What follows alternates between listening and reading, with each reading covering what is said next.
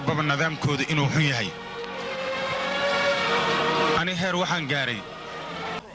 si aan xidid u noqono middaas anigu waan ka soo horjeedaa ninkaas waan bedelayaaba waxaan u bedelaa junakar